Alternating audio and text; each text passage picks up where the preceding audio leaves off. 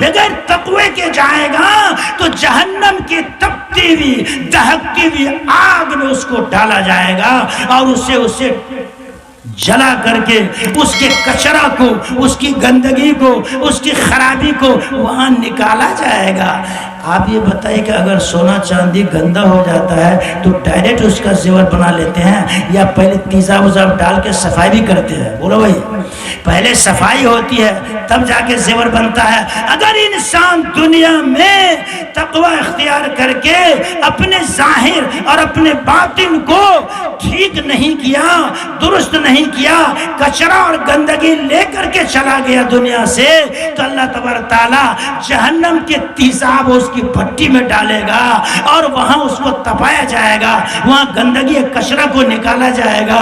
جب وہاں جب آدمی کی صفائی ہو جائے گی تب جا کر کے جنت کی کالونی میں اس کو بسایا جائے گا، ایسے ڈائریکٹ نہیں جائے گا۔ تو آپ کہیے ہم تھوڑا سا جل لیں گے، ہے ہمت؟ کیا تھوڑی دیر کی تو مسئلہ ہوگا؟ نہیں پیارو، آپ تو سنتے علماء سے 2,88,00,000 برس تو صرف ایک ٹائم مس کرنے سے ہے۔ یہ بھی کب؟ جب اس کے ذمہ کوئی اور بوال نہ ہو تب۔ سنیے، ایک نماز چھوڑنے سے یہ عذاب اور یہ تکلیف کب ہے؟ جب اس کی زندگی میں صرف ایک ہی نماز قضا ہوئی ہو تب، اور دوسری بات اس کے اوپر اور کوئی کیس نہ ہو تب۔ اگر زندگی میں بے شمار نمازیں قضا کیا ہے بلکہ پڑھا ہی نہیں ہے اور اس کے ساتھ ساتھ دنیا بھر کے خرافات بھی جمع کر رکھا ہے، تب وہ 2,88,00,000 پر ہوگا۔ تب تو حساب اللہ ہی جانتا ہے کتنا ہوگا۔ بات سمجھ میں آئی؟ کتنا حساب ہوگا ہم تو تفصیل نہیں بتا سکتے ہیں، سب کا کیلکولیٹر ہم کہاں سے کریں گے، مگر چھوٹی مثال سے بات سمجھ میں آ جائے گی نا۔ اگر کوئی آدمی کسی دوسرے کا مال صرف 1 درہم اس کو 6 حصہ اور 6 بھاگ کیا جائے تو کتنا سا ہوگا؟ تھوڑا سا ٹکڑا ہوگا۔ اگر کسی نے اتنا ہی 1 دانق درہم کا چھٹا حصہ اگر کسی نے بے ایمانی کر لیا، کسی کا لے لیا،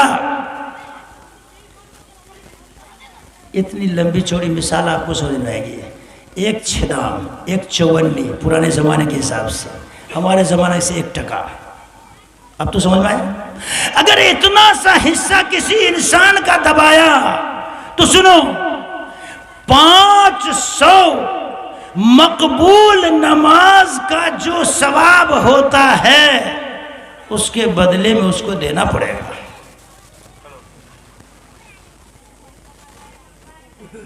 500 مقبول نماز اس آدمی کے کھاتے میں جائے گا جس کا اس نے 1 دانق درہم کا 1 چھٹا حصہ، چھٹا بھاگ کسی کا لے لیا۔ آپ کے پاس کتنا عمل ہے جو وہاں بانٹیں گے؟ ہے 500 نماز اور مقبول نماز۔ کون نماز قبول ہے؟ اچھا یہ بتائیں کہ آپ کی زندگی میں کتنی نماز قبول ہو چکی ہے؟ گنتی ہے کچھ آپ کے پاس؟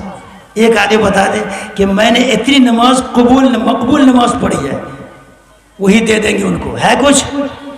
آدمی کی نماز قبول ہے یا نہیں ہے خود انسان کو کچھ آتا پتا؟ تو جب یہ تھوڑا سا حق انسان مارتا ہے تو انسان کی نیکیاں لٹ جاتی ہے۔ اب انسان نے دہائی کا دہائی اور بیگھا کا بیگھا اور چک کا چک اگر دبا رکھا ہے، چھٹی ملے گی؟ بولو، نہیں سمجھ میں آئی بات؟ نہیں سمجھے تو دوسری بات سمجھے، نہیں سمجھ میں آئے تو ایک دفعہ رسول اللہ صلی اللہ علیہ وسلم نے پوچھا صحابہ سے، مسکین کس کو کہتے ہیں؟ مسکین؟ تو صحابہ نے کہا مسکین ہم لوگ اس کو بولتے ہیں جس کے پاس پیسہ نہ ہو، مال نہ ہو۔ فرمایا وہ مسکین اصلی نہیں ہے۔